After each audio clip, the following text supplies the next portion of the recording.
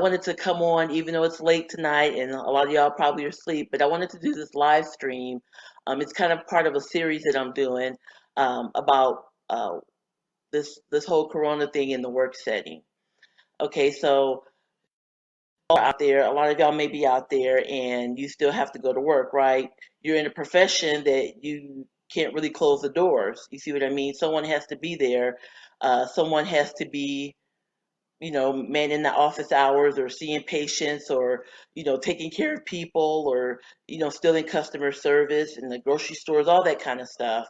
And when you're in this work setting, there's so many opportunities out there that we don't even really think about, that are out there in obvious ways to come in contact with this virus. Okay. And there are actually ways that we can hopefully help decrease our risk. We just need to become more aware of what the risks are. Okay. And currently, uh, there's all kinds of research out there, and I'll share with you the most current research that I came across as far as how long this virus can survive on surfaces. Okay, so it's actually kind of shocking. Okay, and that's why it's really important to kind of understand and realize where it can be, and even take measures to prevent the spread to yourself as well as the spread to others. Okay. And so I actually want to share with y'all how you can do your part to decrease contracting and spreading, and then discuss multiple places that viruses and other germs can actually be on, surfaces and whatnot that this virus can be on. And some of you may be aware of them, and some of you are like, oh, I never really even thought about it. But just to let you know, there's a lot of stuff that's out there, and a lot of things that we don't really think about that's, the virus is on. Okay. And also, if you think about it, our hands just actually come in contact with so many things. I mean, our hands are so important for us to live, to do our work, just to get around, and so we touch so many things that we don't even realize we're touching. Okay, so that's what brings me to this topic tonight. I actually want to discuss 8 ways to help you decrease acquiring and spreading the infection, the corona infection, or actually any disease in the workplace. So I want to discuss 8 ways to help you decrease acquiring and spreading this virus in the work setting. Okay. The first and foremost thing is, of course, hand washing, right? I just participated in a live stream last night with my two sister docs, Dr. Kadisha Rapp and Dr. Carol Penn, and we did a live stream concerning corona prevention. So I would please, please, please have you go back and watch that because I did my little sec. The second thing is actually to avoid touching your mucous membranes. That includes, this is in the work setting, that includes your eyes, your nose, your mouth. I mean, just try not to touch anywhere in your face. And this could be a hard one for those of us who don't even think about what you're doing with your hands some of the times. I mean, it's really easy just to be like, oh, I got something in my eye, or, you might be trying to get something out of your teeth, after you had lunch or whatnot. And so that's something that you really need to kind of pay attention to and be more aware of now. That this virus is actually on your hands. It can be on your hands or on a surface that you touch inadvertently and don't realize it, and then you just, inoculate yourself, right? The third thing I wanted to talk about actually is bathroom etiquette, right? So it's kind of in line with number one, but I would recommend, hopefully your workplace now has like wipes, wet wipes or whatnot. They can help decrease the spread of microbes. But I would personally recommend, before you go to the toilet, be aware of the doorknob, of course, but maybe get one of those wipes and wipe off the faucet as well as wipe off the toilet seat, just one swoop, and then throw it away. Make sure you dry it and then throw that towel away, and then go ahead and use the restroom. Hopefully there's some protective barrier that's on the toilet seat that you can use. But go ahead and use the restroom, and then when you're done, wipe it again. But of course, make sure you're washing your hands. Okay, wash, wash, wash. And then I like to personally open up the door with the paper towel in my hand. I like to turn off the faucet with the paper towel, and I also like to open up the door with my paper towel, and then throw it away. Even if the trash can isn't right by the door, I'll just wait till I go to my office and throw it away. Okay. Um, the fourth thing is break room etiquette. So in the work setting, a lot of places have break rooms, and now we're in the age of trying to practice more social distancing, which is fine. We need to, um, but just try and do that as much as you can, as much as possible, and try not to congregate in the break room now. Okay, maybe eat your lunch in your own personal workspace. Go back to your office if you have an office, or shoot, even go to your car. And just kind of take this time just to think about things, get your thoughts together, but kind of not be around so many people at one time, especially if you have to be at work, okay? And also one thing, if you just keep this in mind too, if you store your lunch in the refrigerator, keep in mind that refrigerator handle, a lot of hands are touching that, right? As well as if you're using the coffee pot, the handle there, as well as the microwave, the dials on the microwave or even the microwave door. So a lot of people can be touching that. So you just really need to be aware of where other people have been, okay? The fifth thing is actually to stay at home. If you're really sick, stay at home. It's the best way not to spread infection to other people, okay?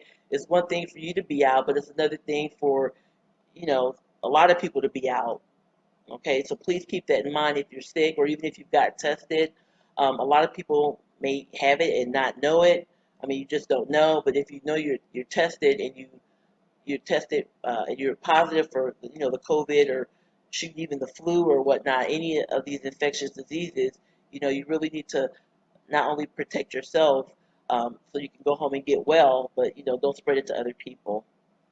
Um, the sixth way is actually, I kind of mentioned it before, is just to pay attention to the doorknobs. We're in and out of different places, in and out the entrance of your work facility, bathrooms, closets, doors to, for me, like exam rooms. Just kind of be aware of that many people use these objects every day, and we just don't know. All right. The seventh thing is actually along the lines with the break room. Maybe you can even start bringing your lunch to work, bring your snacks, bring your coffee in your cup because you're the one who's preparing the food, right?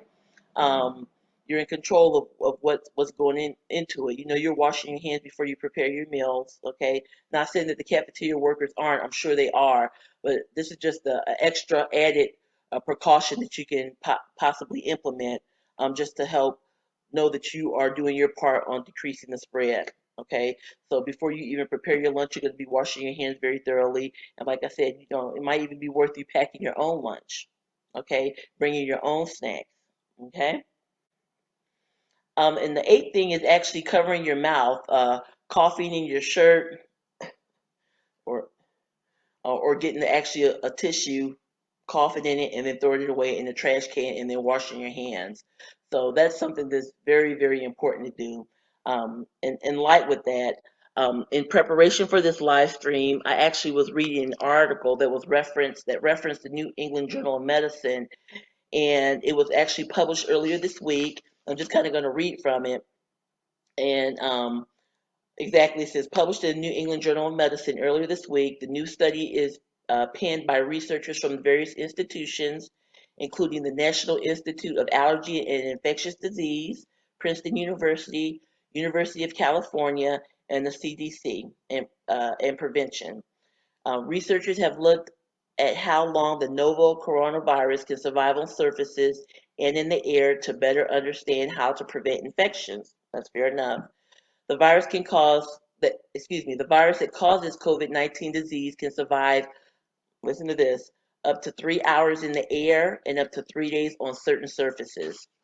The findings further support that the idea that there are two simple things anyone can do to prevent infection is social distancing and thorough hand washing. Okay? Did y'all hear me? Social distancing and thorough hand washing. You heard it.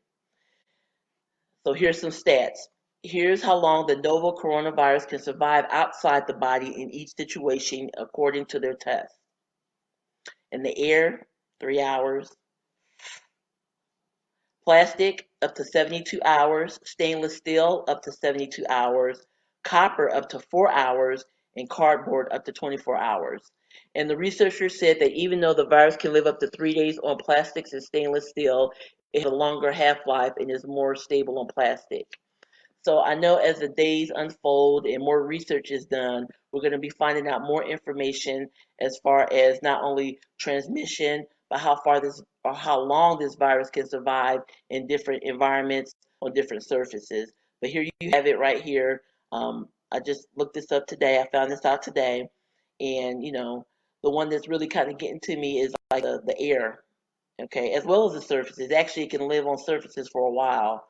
And so I just kind of was thinking about me being in the workplace setting, looking around, what are some of these surfaces that I actually touch on a continual basis every day that I can potentially, come in contact with.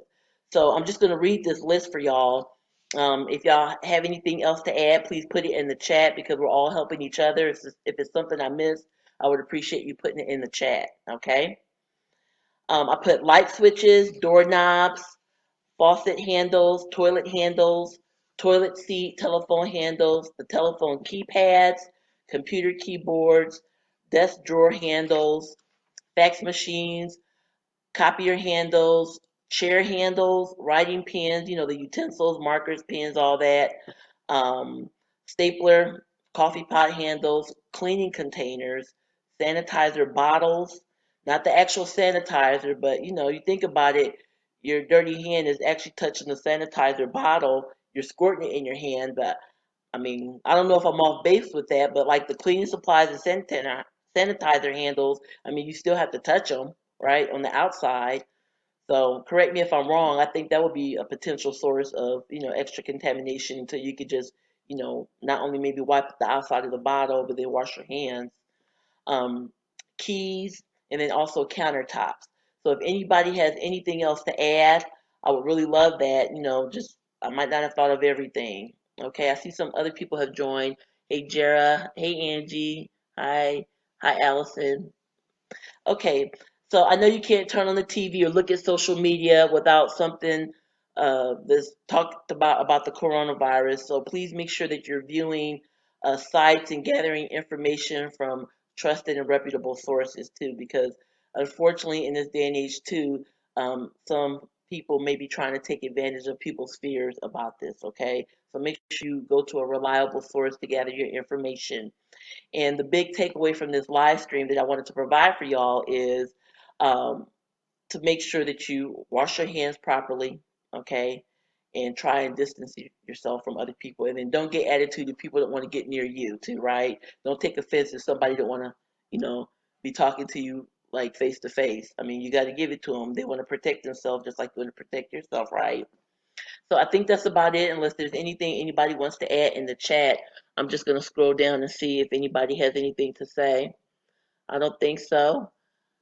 But I really appreciate y'all spending this late evening. Y'all need to be going to bed and getting some sleep, right? Actually, let me tell you this though. Tomorrow I'm going to be doing a live stream, and the title is going to be something like, "I still have to go to work, Dr. Dietrich, and of course I'm stressed. So what am I going to do? Okay, what can I do at work to help decrease my stress in this day of Corona?" Okay, and I'm actually going to share some ideas with you on how you can help manage your stress in the work setting in this obviously stressful time, because I know everybody is on edge. You're not quite sure what to do, who to talk to, where to eat, where to go, what to do, and all that stuff. So I'm going to hopefully help you manage some of that stress that you might encounter in the work setting. Okay, so thank y'all very much for tuning in. I'm Dr. Dietrich L. Gorman, your board certified family practice physician. I am also known as America's Relaxation Doctor, and I help individuals who are stressed at work learn to relax and refocus in order to have a more healthy, productive, and fulfilled life. I hope you can tune in tomorrow. In the meantime, you can check me out on all social media at Dr. Dietrich G. That's DrDeitRickG, or please visit my website at drdietrichg.com. I hope you have a wonderful evening and y'all go to sleep. Okay, bye bye.